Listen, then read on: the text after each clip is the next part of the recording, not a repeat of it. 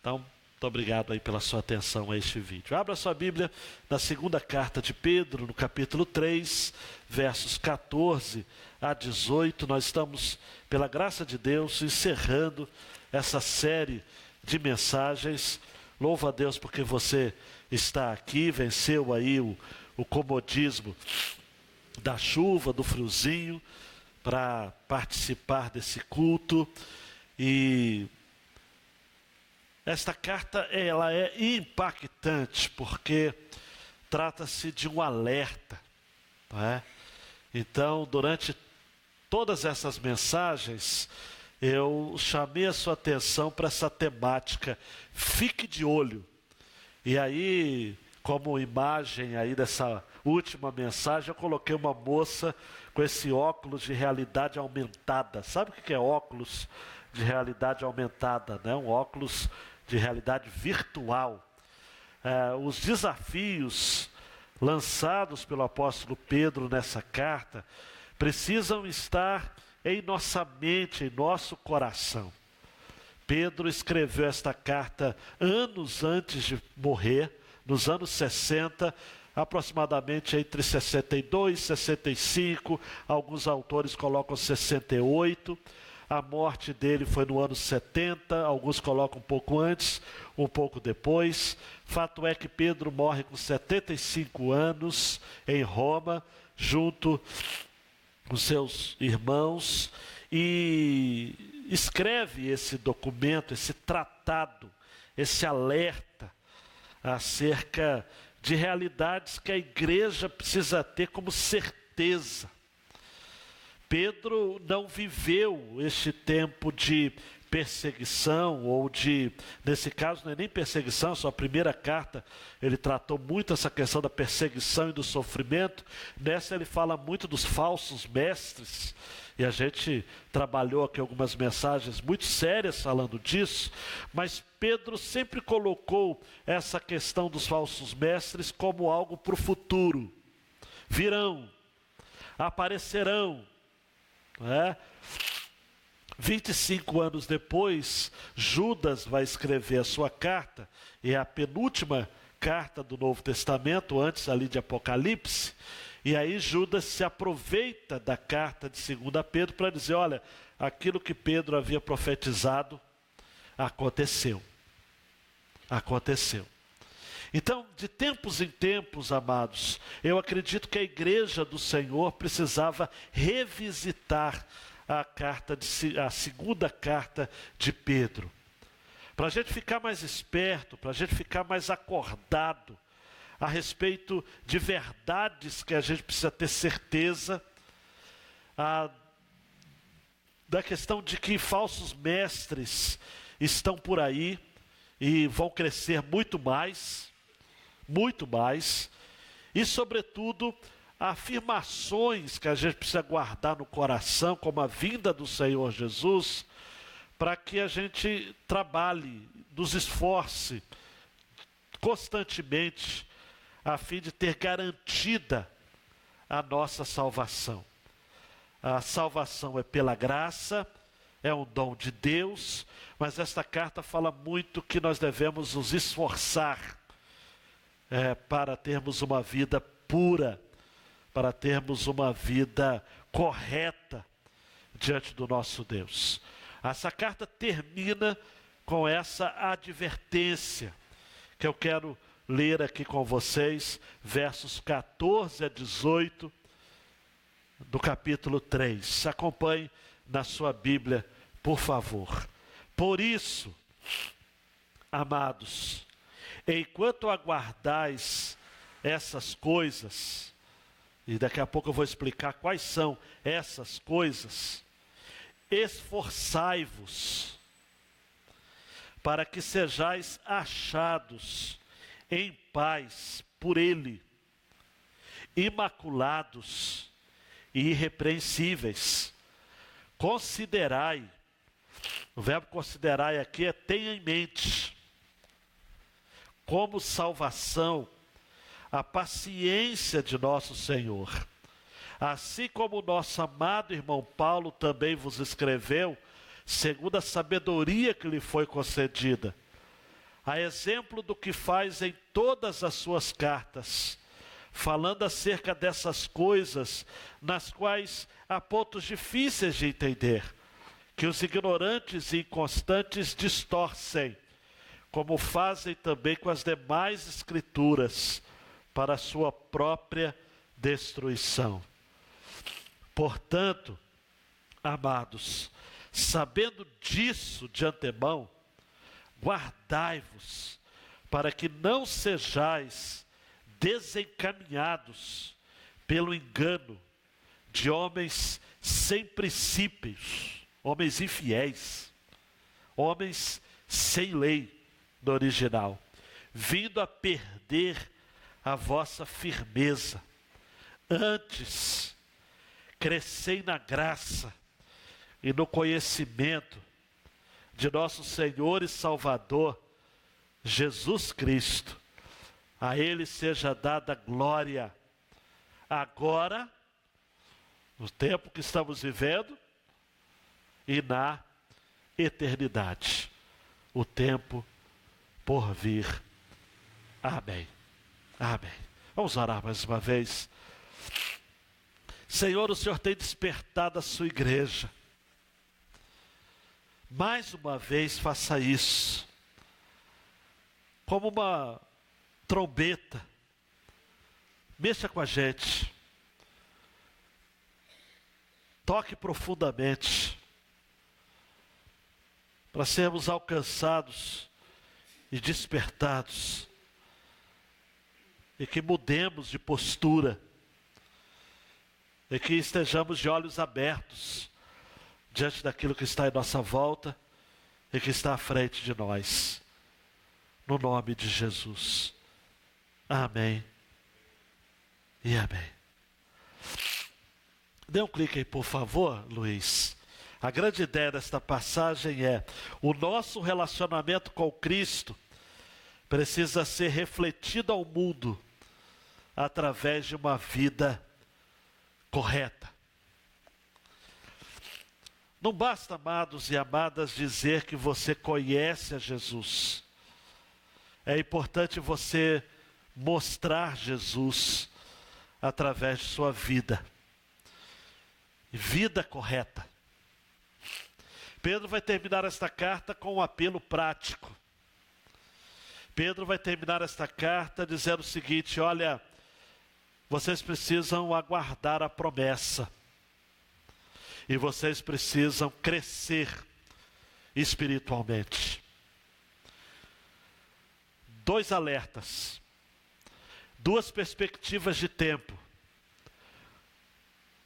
Um olhar lançado na eternidade, aguardar a promessa. O outro olhar lançado na contemporaneidade, crescer espiritualmente, ou continuar crescendo espiritualmente. Mark Dever vai dizer de que a força propulsora dessa epístola é trazer à luz a certeza da verdade. Por isso que o capítulo 1 de 2 Pedro fala sobre os benefícios que recebemos por Deus em Cristo Jesus. 1:3, seu divino poder nos tem dado tudo que diz respeito à vida e à piedade. Também esta carta nos adverte acerca dos falsos mestres, e o capítulo 2 inteiro fala sobre isso. Duas mensagens que eu preguei: nem tudo que reluz é ouro. E terceiro, acerca do julgamento que precisamos esperar de Deus em sua segunda vinda. E há uma perspectiva de que, como o dia do Senhor virá, e será um dia de juízo, será um dia em que o Senhor estará, 2:9, livrando da provação os piedosos e reservando para o dia do juízo os injustos. Este dia, dia do Senhor, a promessa que muitos têm como tardia, você vai encontrar isso no capítulo 3, versículo 9. O Senhor não retarda a sua promessa, ainda que alguns a considerem demorada. O dia do Senhor, que será de fogo, o mundo não será destruído por água, como nos dias de Noé, mas sim por fogo.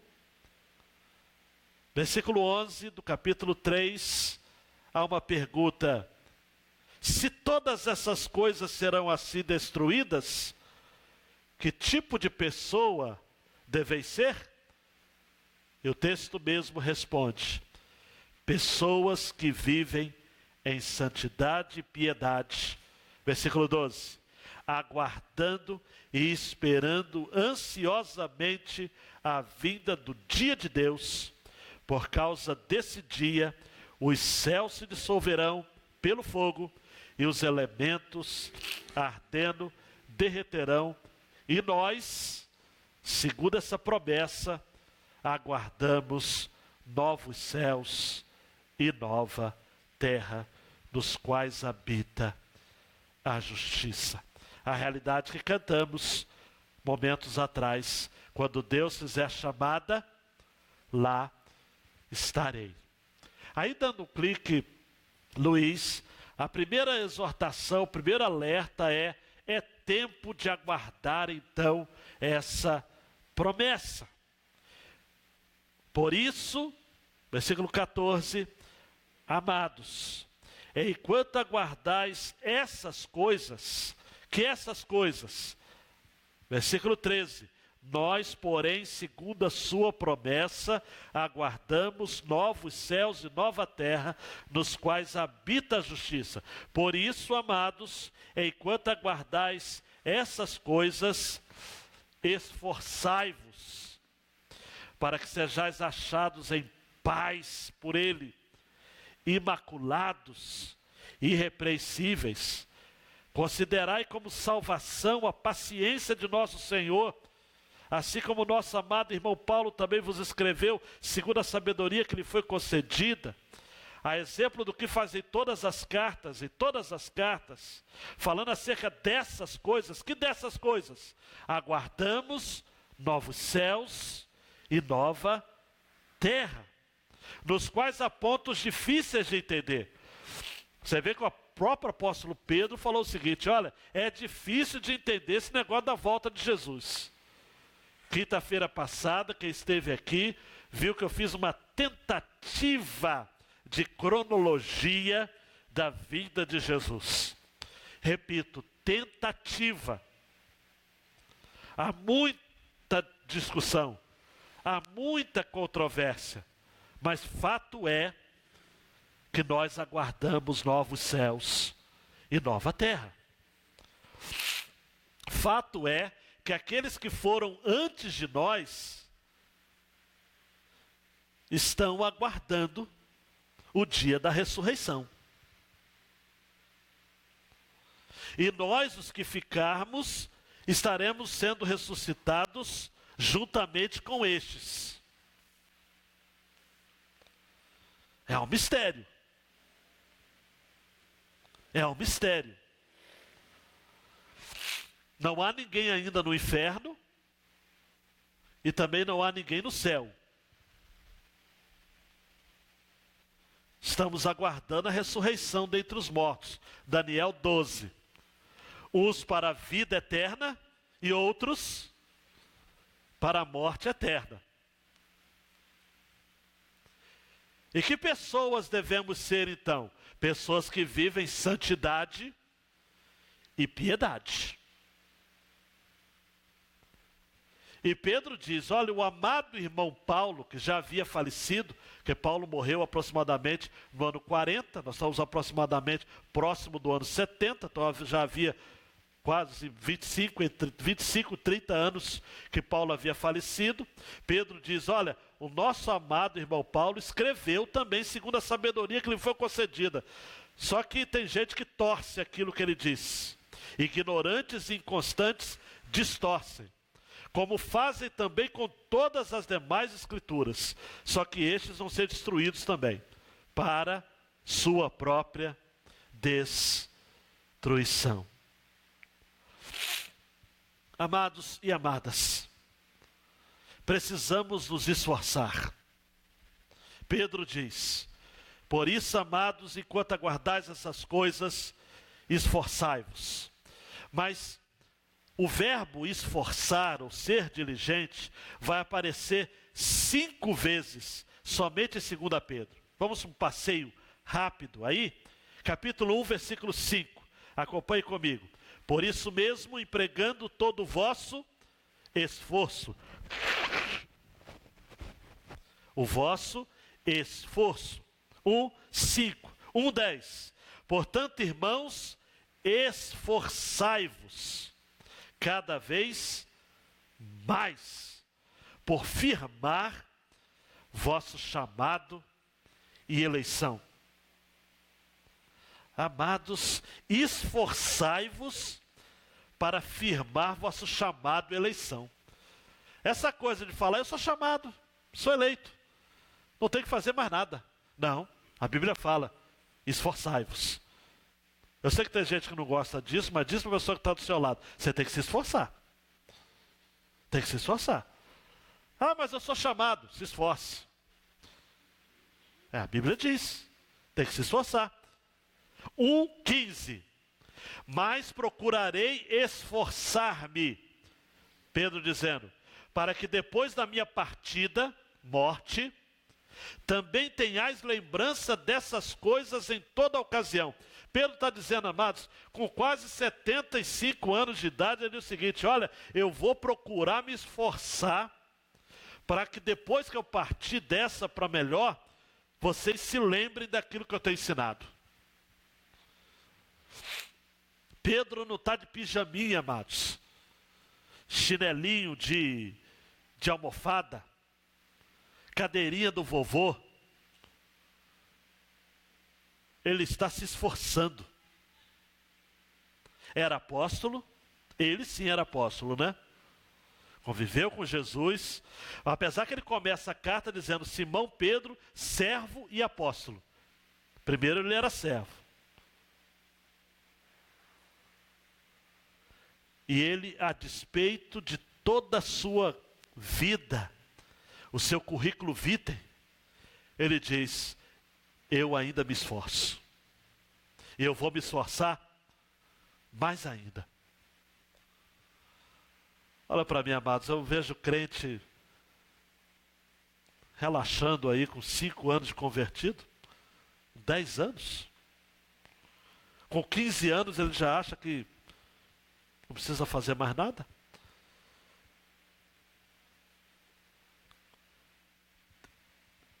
E 3:14, que é o texto que a gente leu. Enquanto aguardais essas coisas, esforçai-vos. 4 menções, 4 ocorrências. O apelo é que nos esforcemos, sejamos diligentes. Paulo vai dizer em Filipenses 3:20-21, mas a nossa cidade está nos céus, de onde também esperamos o Salvador, o Senhor Jesus Cristo, que transformará o nosso corpo abatido para ser conforme o seu corpo glorioso. Não vai ter resfriado, né? Segundo o seu eficaz poder de sujeitar também a si todas as coisas. A nossa cidade está nos céus, amados, de onde esperamos o Salvador. Essa é a nossa convicção. Então nós precisamos investir em pureza pessoal. Repita comigo, pureza pessoal. Pureza pessoal, para que nós sejamos encontrados pelo Senhor. Repare comigo no versículo 14, para que sejais achados em paz por Ele, imaculados e irrepreensíveis. Vocês estão acompanhando minha linha de pensamento? Não é nós vamos encontrá-lo, Ele vai nos encontrar. Ele virá sobre as nuvens. Ele virá buscar a sua igreja.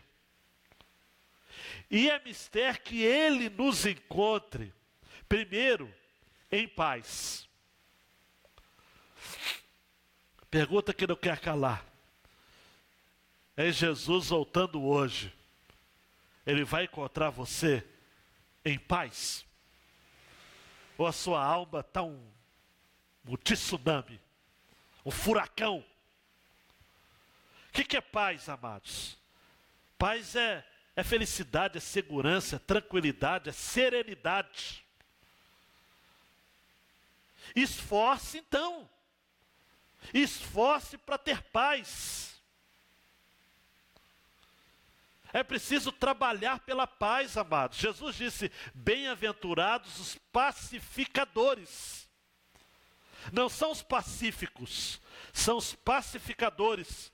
Porque pacificador é aquele que promove a paz. A paz, amados, é um estado de espírito conquistado pela santidade, pela santificação, por uma vida santa. Esforce para ter paz. Pare de ficar desesperado com as coisas que você não tem controle. Amanhã vai ser sexta, quer você queira, quer não. Ah, mas e se não der para pagar a conta? Trabalhe, se esforce ao máximo. Entregue o seu esforço como uma oferta ao Senhor.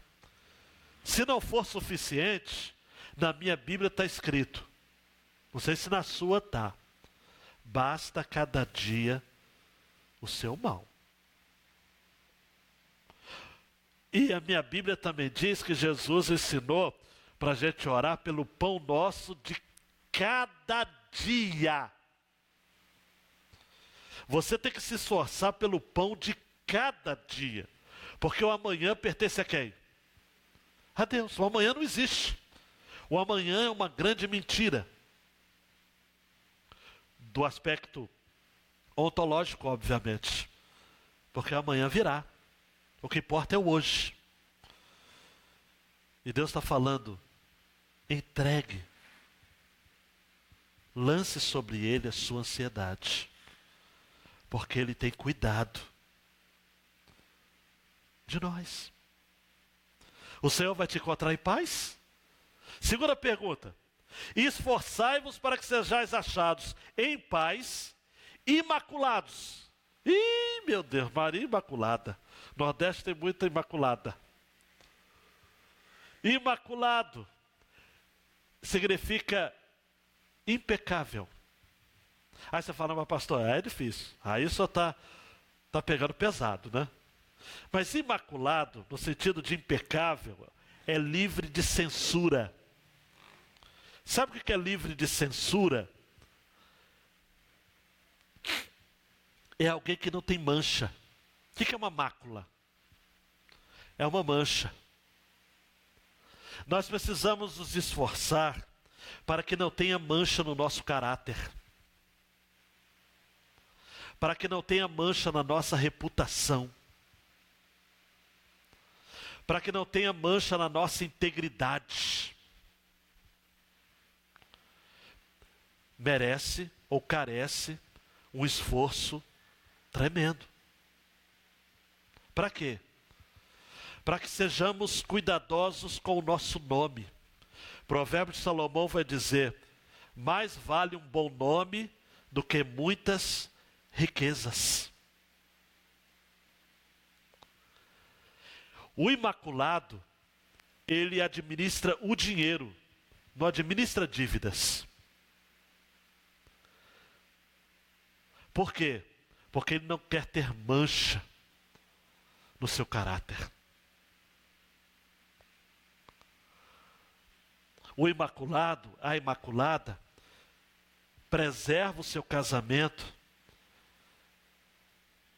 estabelece muros de contenção para não haver adultério, porque o adultério mancha o caráter, a pureza da vida conjugal. O jovem imaculado preserva sua mente de pensamentos imorais, porque ele não quer ter a sua integridade manchada. Ele faz como Daniel 1,6. Daniel propôs no seu coração não se contaminar com as iguarias do rei. Você está acompanhando meu pensamento de que o ser imaculado é uma decisão que exige esforço diário, constante. Sejais achados por ele em paz, imaculados e irrepreensíveis. A palavra irrepreensível no original significa inocente. É ser simples como as pombas. É ser puro, bem-aventurados os puros de coração, porque eles verão a Deus. Somente o puro, o inocente. Hoje nós vivemos uma sociedade, eu já vi alguns pais falando isso. Eu tenho que ensinar malícia para o meu filho, que eu não posso deixar o meu filho inocente. Claro, existem alguns princípios, alguns valores para o seu filho também ficar acordado. Eu não estou dizendo que você deve criar o seu filho como se ele morasse em Nárnia. Mas a pureza é de Deus, amados.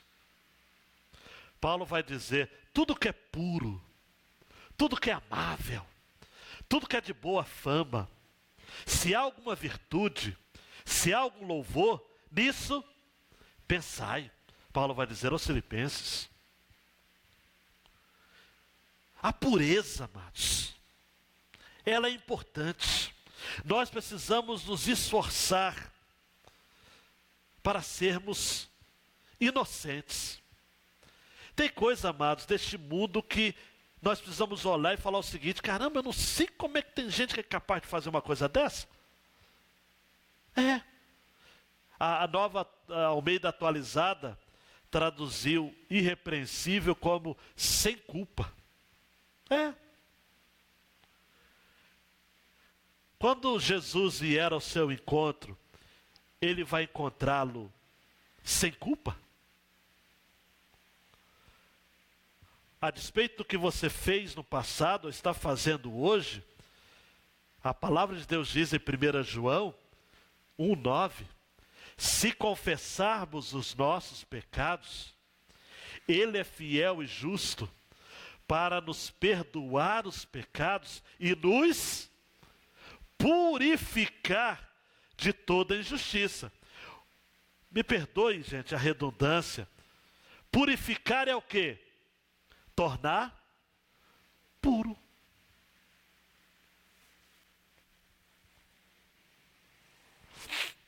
A ênfase aqui está no fato de que devemos buscar tal estado de pureza para sermos encontrados por Deus.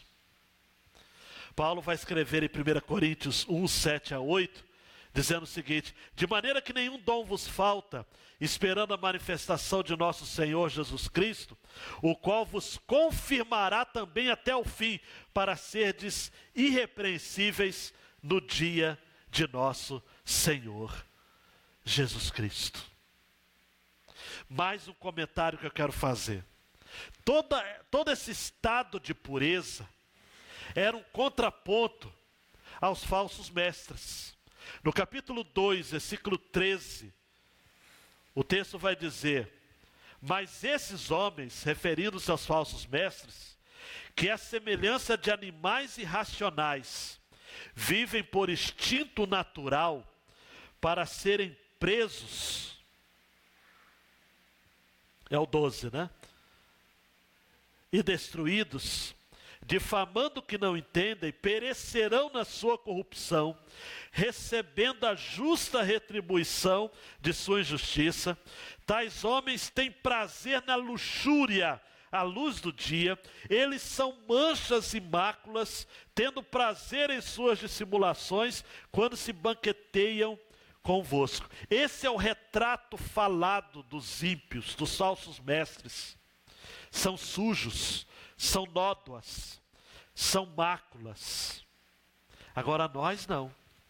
Nós somos chamados para sermos achados por Jesus em paz, imaculados e irrepreensíveis. Que coisa extraordinária. Extraordinária. Mas ainda tem mais. Olha aqui para o versículo 15, por favor. Licença.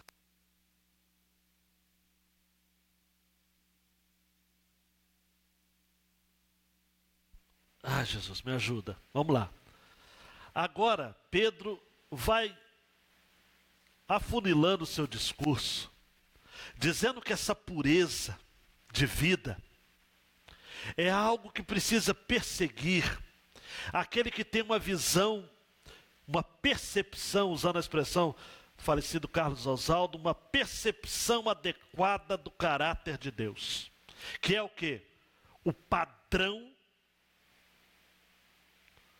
para a pureza. A nossa pureza não tem como padrão o moralismo. A nossa pureza tem como padrão a palavra de Deus.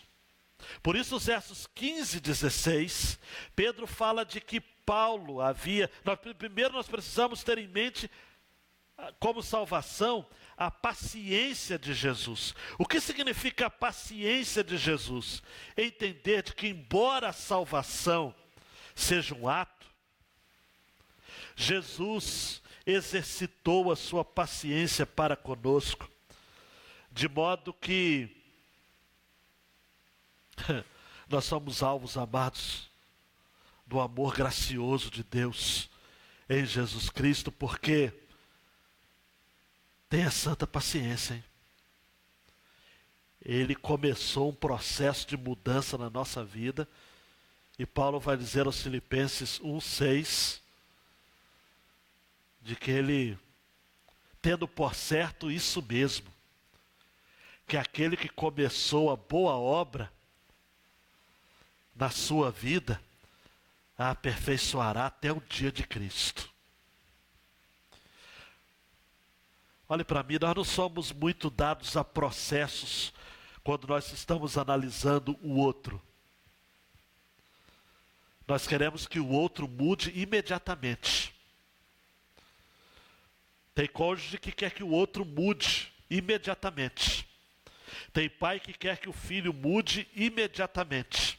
Tem filho que quer que o pai mude imediatamente. Tem gente que é crítico em relação àqueles irmãos fracos que vivem tendo recaídas, como se eles mesmos, os julgadores, também não tivessem sido alvos da paciência de Jesus. O que Pedro está querendo dizer aqui é o seguinte: coloque em mente, considerai que a nossa salvação é fruto da paciência de nosso Senhor. Porque já era para Ele ter nos abduzido, usando uma expressão da ufologia, já era para Ele ter nos destruído, já era para Ele ter nos resetado há muito tempo. Considerai como salvação a paciência de nosso Senhor. Como o nosso amado irmão Paulo escreveu, daqui a pouco eu vou dizer o que Paulo escreveu. E homens distorceram aquilo que Paulo escreveu. Muito daquilo que Paulo escreveu, dizendo o seguinte: olha, a salvação é pela graça, não é pela lei, como ele vai escrever a carta aos Gálatas. Falsos mestres usavam este ensinamento para pregar o quê? A licenciosidade. Usando uma expressão da carta de Judas, pessoas que transformaram a graça de Deus em licenciosidade, como sendo uma permissão para o pecado. Em outras palavras, eles ensinavam o seguinte: já que nós somos salvos e salvos para sempre, não importa, liberou geral. Mestres que distorcem, que deturpam, falsos mestres. Como também deturpa o versículo 16, as demais escrituras para sua própria destruição. Fato é, amados e amadas, que esses falsos mestres, que deturpam, que corrompem, que distorcem a palavra de Deus, dando um falso sentido a elas, isso que Pedro profetizou, que Paulo denunciou várias vezes, infelizmente, ainda temos estes nos nossos dias. Por isso, temos que levar a sério a recomendação de Paulo em 1 Tessalonicenses 4, 1 e 2. Finalmente, irmãos, vos rogamos e exortamos no Senhor Jesus, que assim como recebestes de nós, de que maneira convém andar e agradar a Deus, assim andai, para que possais progredir cada vez mais. Progredir cada vez mais, porque vós bem sabeis que mandamentos os temos dado pelo Senhor Jesus. E o texto de Judas que eu disse para vocês é o verso 4 de Judas. Porque se introduziram alguns, o verbo aqui já é no passado. O que Pedro falou que iria acontecer, Judas falou que já estava acontecendo. Que já antes estavam escritos para este mesmo juízo, homens ímpios que convertem em dissolução a graça de Deus e negam a Deus, único dominador e Senhor nosso, Jesus Cristo. Amados e amadas, há denominações inteiras, incluindo a nossa, que tem focos de uma libertinagem e de uma imoralidade. Líderes que ensinam a imoralidade, praticam a imoralidade e a ensinam. Jovens corrompidos, homens corruptos, púlpitos sendo ocupados por homens descrentes, jovens que saem de um culto e vão se prostituir, adúlteros ocupando cargos e distribuindo ceia em muitas igrejas. O quadro, amados, a ser pintado da igreja evangélica brasileira é um quadro feio, difícil. Gente que distorce as Escrituras, distorce a palavra de Deus. É tempo de aguardar a promessa. É tempo de ser santo. Mesmo que você seja uma exceção, seja santo. Luiz,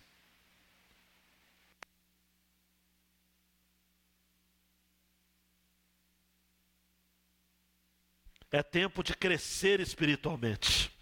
Pedro diz, portanto, amados, sabendo disso de antemão, isto é, que vai ter gente distorcendo, que nem todo vídeo na internet, mesmo em canal evangélico, você deve ouvir sem senso crítico.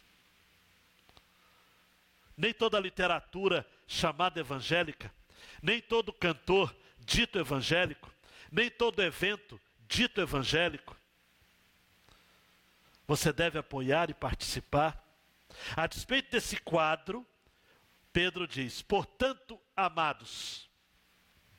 O tom é pastoral, né?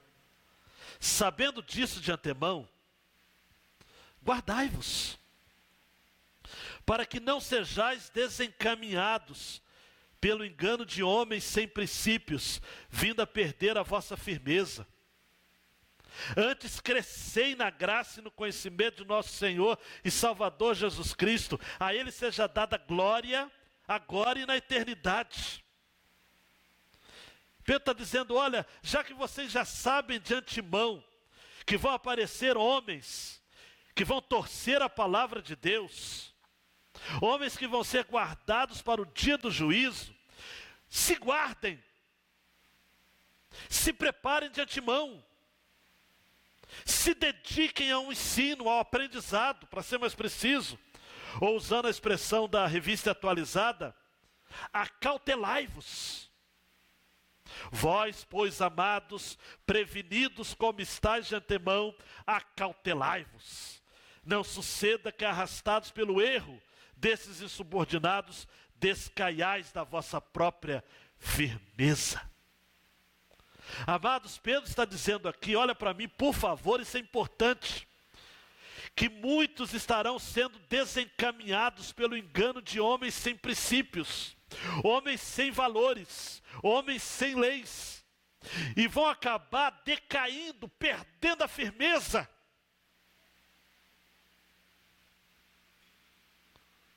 Amados, será que é por isso que nós temos um contingente tão grande e crescente de pessoas desviadas da fé? Será? Será que é por isso que a porta dos fundos da igreja é maior do que a porta da frente? Gente que é desencaminhado. O que é desencaminhado? Eu, quando leio essa expressão desencaminhado, eu lembro do trilho do trem. É descarrilhar. É gente que está aqui, vez por outra eu sei de um colega ou outro, de um líder ou outro, eu falo, é impressionante. O que aconteceu com ele? O que aconteceu com ela? Ela deixou de vigiar. E Pedro diz, guardai-vos. Acautelai-vos. A expressão no original, processo, estejam constantemente guardando a si mesmos. Ou, usando uma expressão militar, estejam de guarda. Permaneçam alertas.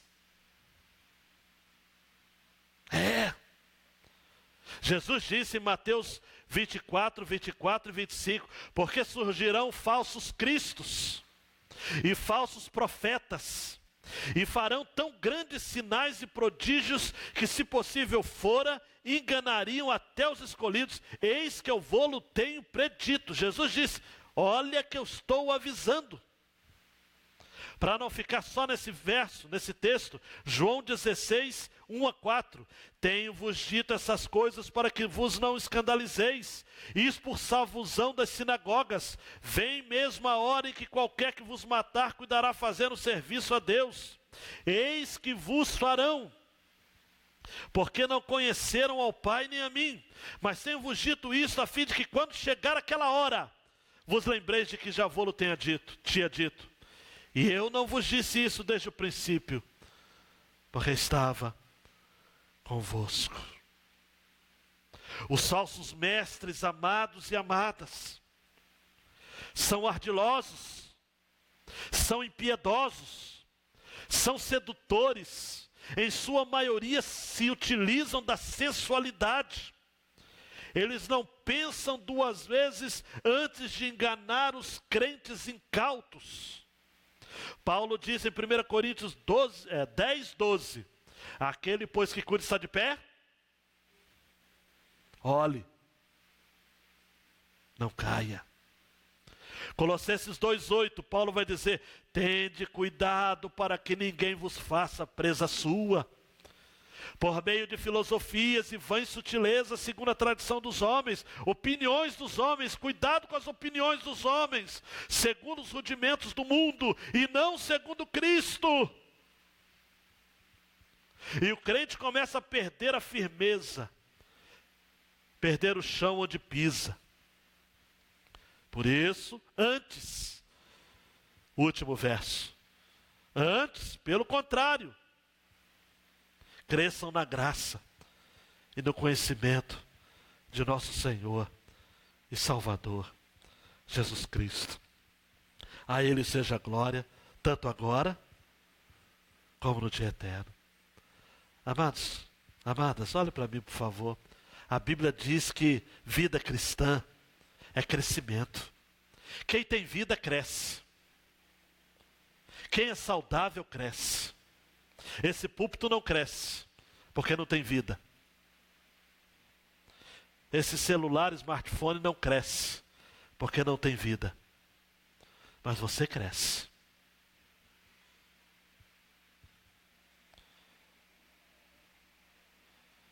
Vários textos da Bíblia falam sobre a necessidade do crescimento. Vou citar apenas alguns. 1 Pedro 2,2. Desejai afetuosamente, como meninos novamente nascidos, o leite racional, não falsificado, para que por ele vades crescendo. Efésios 4,15.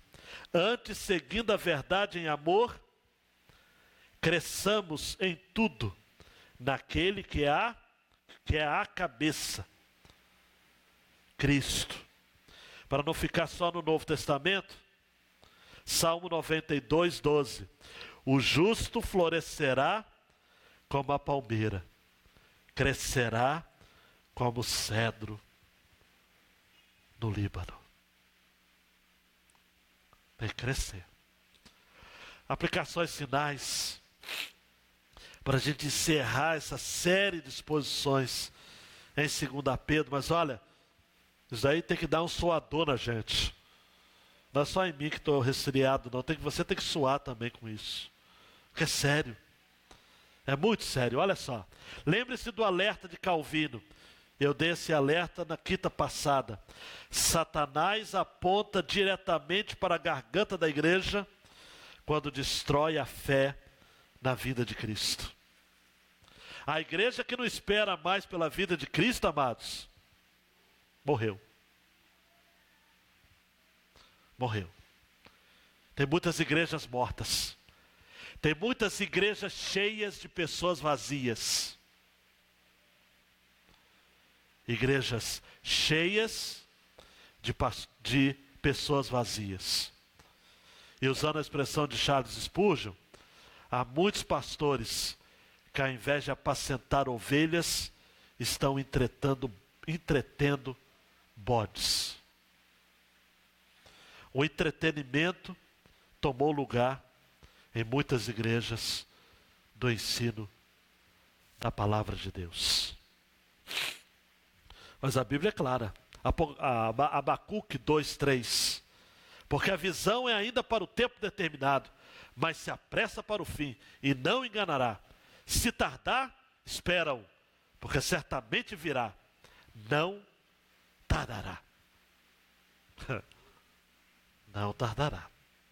Segundo, santificação compreende também esforço pessoal. Não podemos crer em uma doutrina excelente como essa, a santificação, ignorando o nosso comprometimento em obediência. Eu sei que eu já falei isso várias vezes, mas é importante repetir.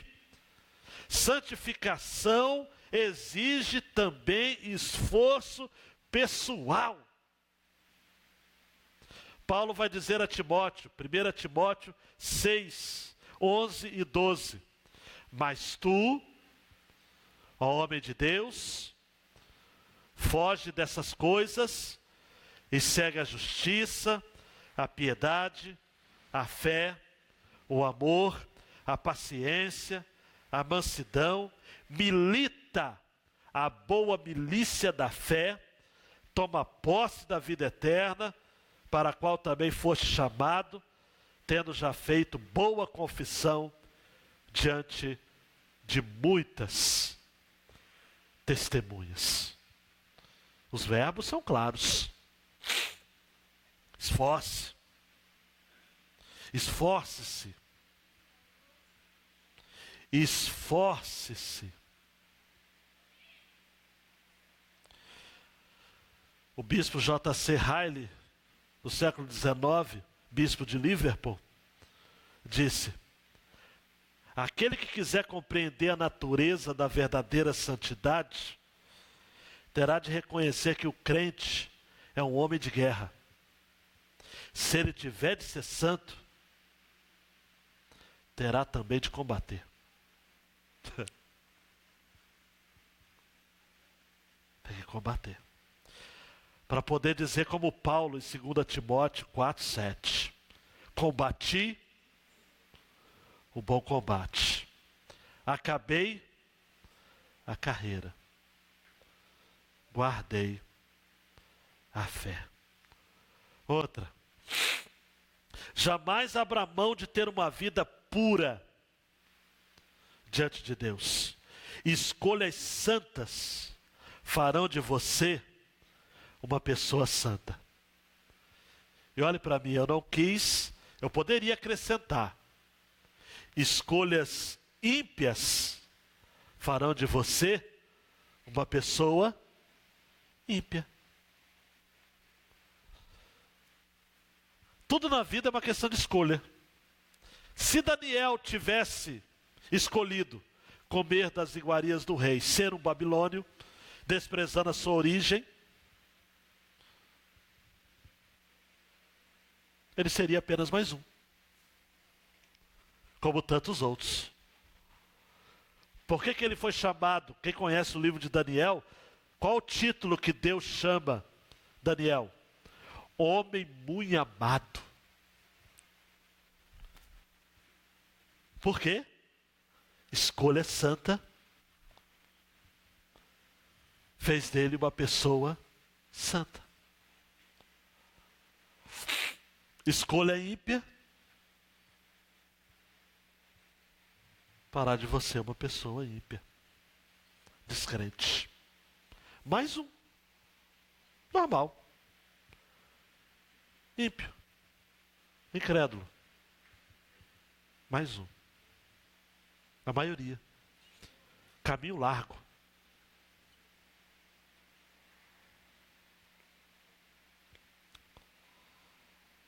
Morno. Prestes a ser vomitado pelo próprio Senhor.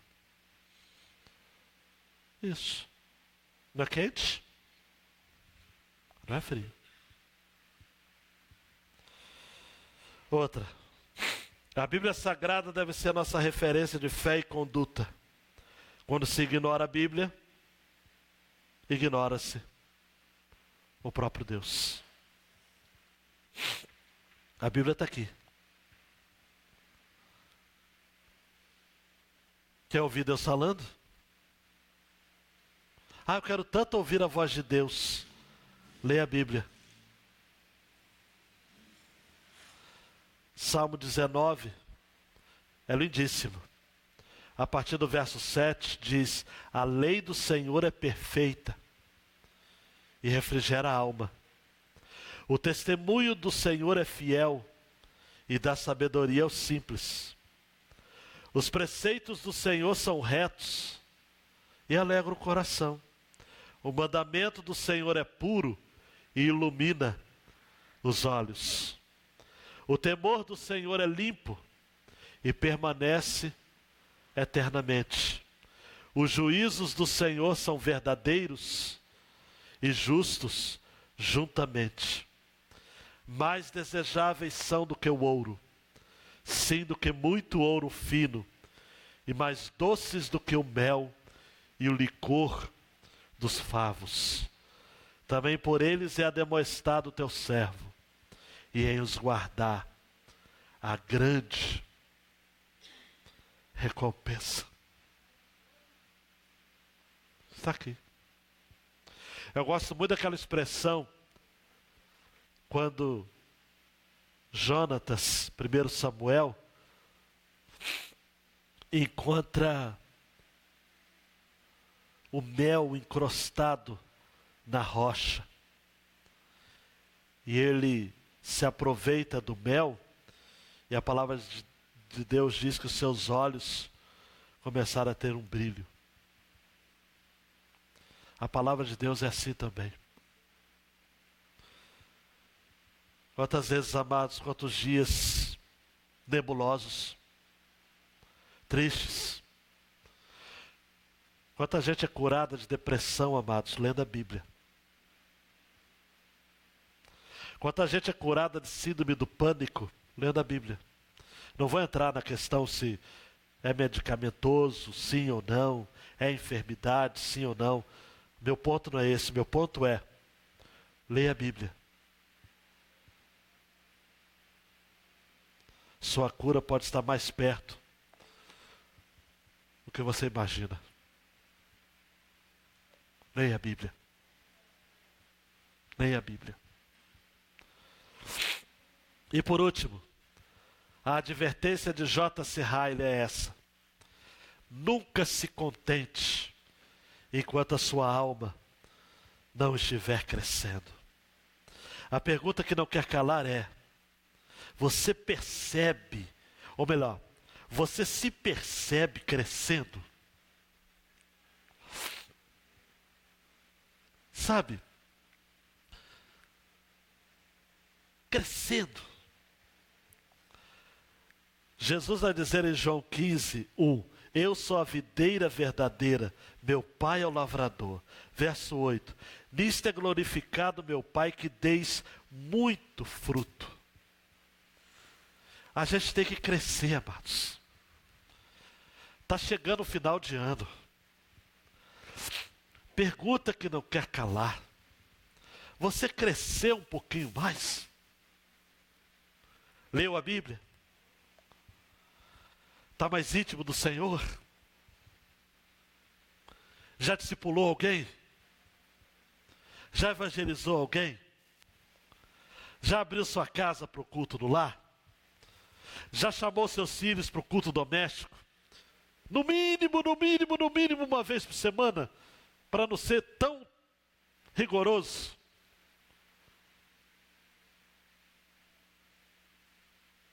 Já cuidou de alguém necessitado? Já deu pão a alguém que bateu na sua porta? Um Jesus travestido de mendigo? Ah, Jesus travestido de mendigo porque Jesus vai falar: quando você fizeste um bem a um destes pequeninos, a mim o fizestes. Você está crescendo como ser humano, crescendo como marido, como filho, como esposa, crescendo, amados. Por isso que eu quero terminar com essa imagem aqui, Luiz, não sei se está claro, de uma árvore. A Bíblia ilustra, amados, no Salmo 1, a nossa vida como uma árvore, não é? Pois será como uma árvore plantada junto às correntes de águas, cujas folhas não caem, e tudo quanto fizer, prosperará. Um videozinho rápido, o Jonas Madureira faz uma citação de um autor inglês chamado Chesterton, de que a citação é o seguinte, preste atenção: o homem não é um balão que sobe ao céu, nem uma topeira que vive unicamente cavando na terra, mas antes, algo semelhante a uma árvore, cujas raízes se alimentam da terra, enquanto os ramos mais altos parecem subir quase até as estrelas. Não seja um crente balão, nem um crente topeira. O crente balão é o crente que está sempre nas nuvens. É vitória, é céu, é arrebatamento, vamos lá, é monte. Nada contra o monte. Mas se vê muito no céu, viver muito nas nuvens, Willo? É meio pirado. Mas o crente topeiro é aquele que vive só na terra. Ganhar dinheiro. Para que você trabalha? Para comer. Para que você come? Para trabalhar. E a pessoa vive, trabalha para comer, come para trabalhar, vive só. Pensa unicamente nas coisas da terra. Seja como crente árvore, raízes aprofundadas na terra, mas ramos que crescem, que crescem, que crescem, que crescem. Dá para aceitar o desafio? Dá? Abaixa a cabeça e diga: a Deus, me ajuda. Me ajuda a me esforçar. Eu preciso me esforçar. Porque não é fácil. Se eu for ceder aos encantos do meu corpo, ou aos desejos do meu corpo, se eu for ceder a expressões de uma teologia absurdamente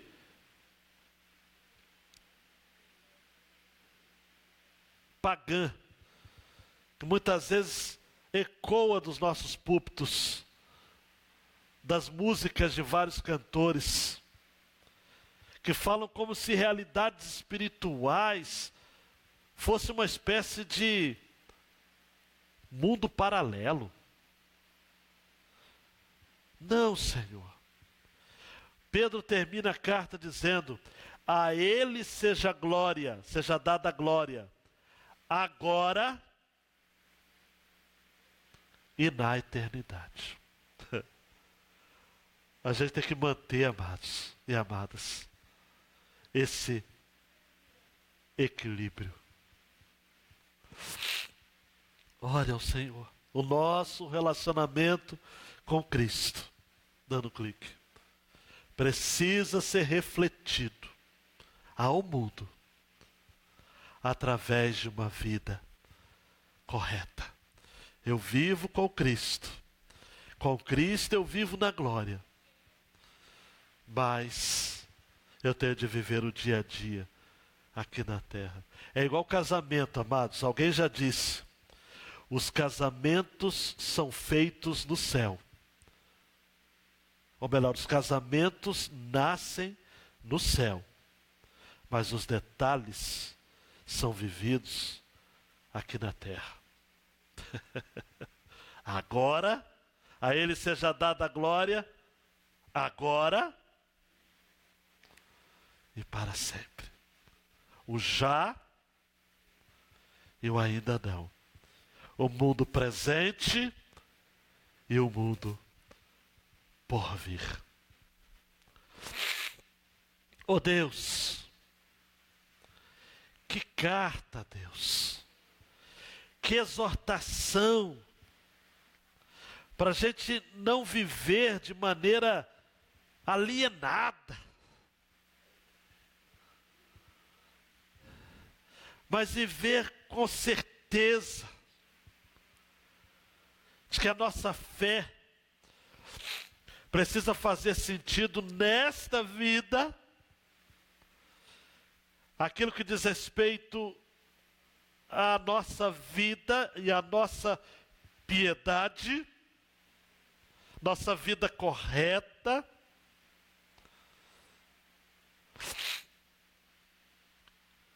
o futuro, a vinda de Jesus, mas também a pureza que precisamos manter para, ao sermos encontrados pelo Senhor, sejamos achados em paz,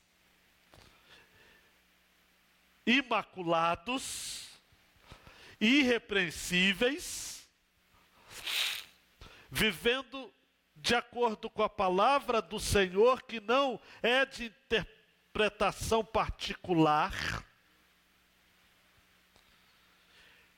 e atentos aos falsos ensinos, aos falsos mestres, que distorcem a palavra de Deus e que desencaminham crentes incautos. Livra-nos de um cristianismo infantil. Livra-nos de um cristianismo humanista. Livra-nos de um cristianismo carnal.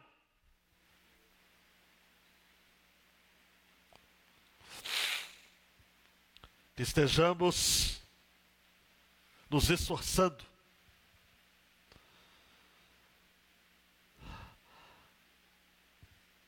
para que um dia possamos ouvir do Senhor, como o Senhor disse no Evangelho de Mateus: vinde a mim, aproximai-vos de mim, aproxime-se de mim. Vinde, benditos de meu Pai, possui por herança aquilo que vos estava preparado desde a fundação do mundo. Dá essa consciência para a gente. Desperta a tua igreja, Senhor.